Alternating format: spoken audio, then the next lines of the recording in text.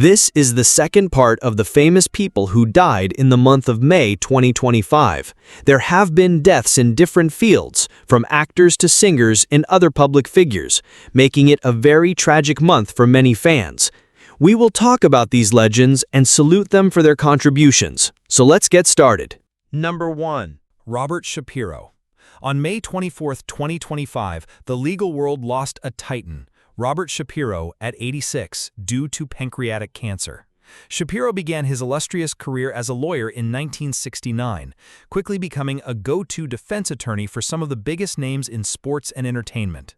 He notably represented famous athletes like O.J. Simpson, Darryl Strawberry, and Jose Canseco, along with celebrities such as Johnny Carson and members of the Kardashian family. His most prominent work undoubtedly involved the O.J. Simpson murder case, where he played a crucial role in Simpson's surrender and initially led the Dream Team defense.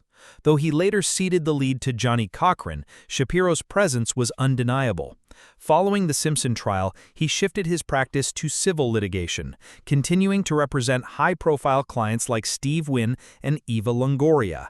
His influence was recognized by the National Law Journal, naming him among the 100 most influential lawyers in America.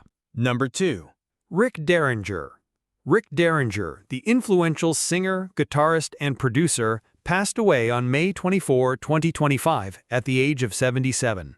The cause of his death was not publicly disclosed, according to a Facebook post by his friend Tony Wilson. Derringer's career was incredibly diverse and impactful. He first hit the charts with his band The McCoys, scoring a #1 hit with Hang On Sloopy. He then became a prominent sideman, famously joining Johnny Winter and later playing a crucial role in Edgar Winter's White Trash and the Edgar Winter Group. In 1973, Derringer launched his solo career with the album All American Boy, which featured his enduring hit Rock and Roll Hoochie Coo. His guitar work graced tracks by musical legends like Steely Dan, Barbra Streisand, and Cyndi Lauper, and he contributed iconic solos to power ballads such as Air Supply's Making Love Out of Nothing at All and Bonnie Tyler's Total Eclipse of the Heart. Beyond performing, Derringer also made a significant mark as a producer, notably helming 6 albums for Weird Al Yankovic, earning him a Grammy Award. His song Real American became a long-standing theme for Hulk Hogan and even found its way into political campaigns. A true rock and roll veteran, Derringer left an undeniable legacy across various genres. Number 3. Al Foster. Aloysius Tyrone Foster, known to the world as Al Foster, the acclaimed American jazz drummer, passed away on May 28, 2025, in his New York City apartment, at the age of 82, following a serious illness. Foster's illustrious professional career began in the mid-1960s, where he quickly made a name for himself playing and recording with hard bop and swing legends like Blue Mitchell and Illinois Jacquet. He became widely recognized for his pivotal role in jazz fusion during the 1970s as a member of Miles Davis's band. Foster was notably one of the few musicians to maintain contact with Davis during his 5-year retirement from 1975 to 1980. He was also the sole musician to play in Davis's band both before and after this period, contributing to Davis's 1981 comeback album, The Man with the Horn. Throughout Davis's hiatus and after leaving his band in the mid-1980s, Foster continued to be a highly sought-after drummer, touring and recording with jazz giants such as Sonny Rollins, Dexter Gordon, McCoy Tyner, Herbie Hancock, and Joe Henderson, primarily in acoustic jazz settings. He also released several solo albums beginning with Mixed Roots in 1978, cementing his legacy as a versatile and foundational figure in jazz. Number 4. Margot Friedlander. Margot Friedlander, a prominent German Holocaust survivor, passed away on May 9, 2025, at the age of 103. The cause of her death was not immediately disclosed. Born and raised in Berlin, Margot's life took a tragic turn in 1943 when her mother and brother were arrested by the Gestapo, forcing her into hiding. Despite her efforts, she was captured in April 1944 and deported to the Theresienstadt concentration camp in present-day Czech Republic. She described the camp as cruel and only survived because she arrived near the end of the war. It was there that she reunited with Adolf Friedlander, whom she had previously met in Berlin, and they married in Theresienstadt 6 weeks after its liberation on June 26, 1945.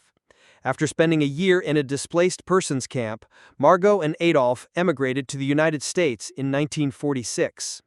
In 2010, she returned to Berlin and dedicated herself to speaking to German youth about her harrowing experiences in Nazi Germany, advocating for human rights and fighting against anti-Semitism.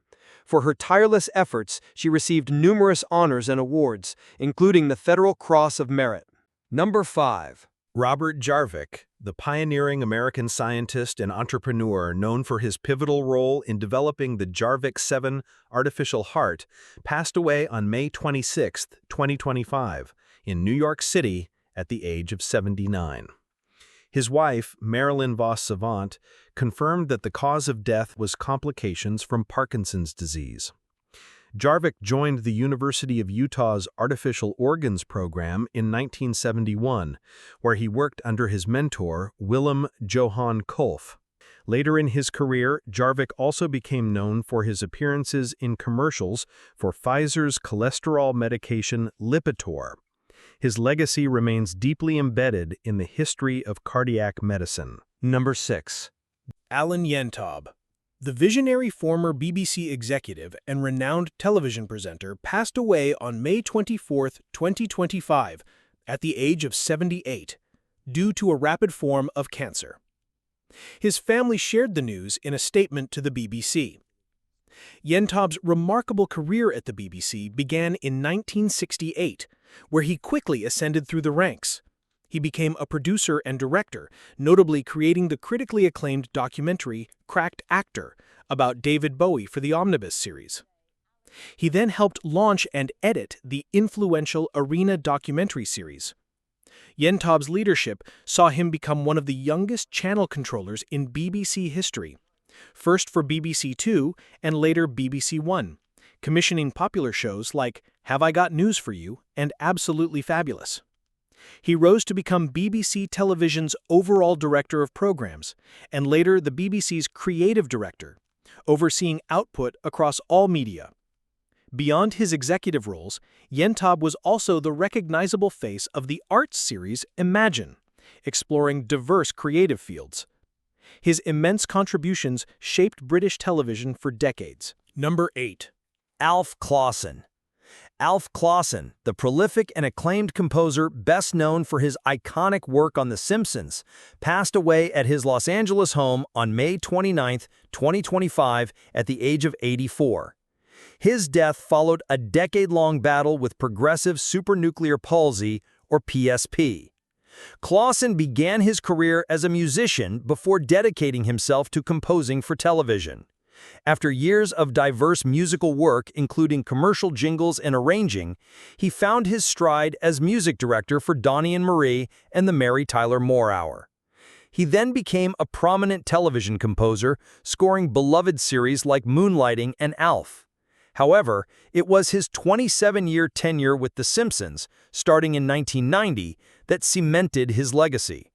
Clausen composed nearly all the music for the show, utilizing a 35-piece orchestra to craft everything from dramatic scores to Broadway-worthy show tunes and parodies. His remarkable talent earned him 2 Primetime Emmy Awards and numerous other nominations, making him one of the most recognized figures in television music.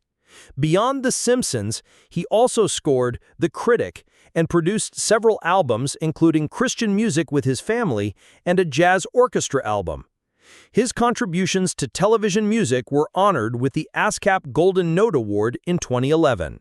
Number 9. Alice Notley.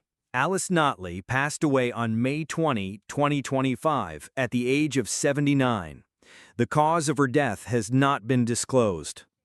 Alice Notley, A prolific and influential figure in American poetry, made her mark in New York City's Lower East Side, where her apartment became a vibrant hub for writers, especially after she moved there in 1976 with her husband, Ted Berrigan, until his passing in 1983. Throughout her career, she consistently published acclaimed full-length poetry collections. Beyond her writing, Notley was a dedicated educator, frequently teaching at Naropa University's summer writing program and leading renowned workshops at the Poetry Project at St. Mark's Church in the Bowery, mentoring countless young poets.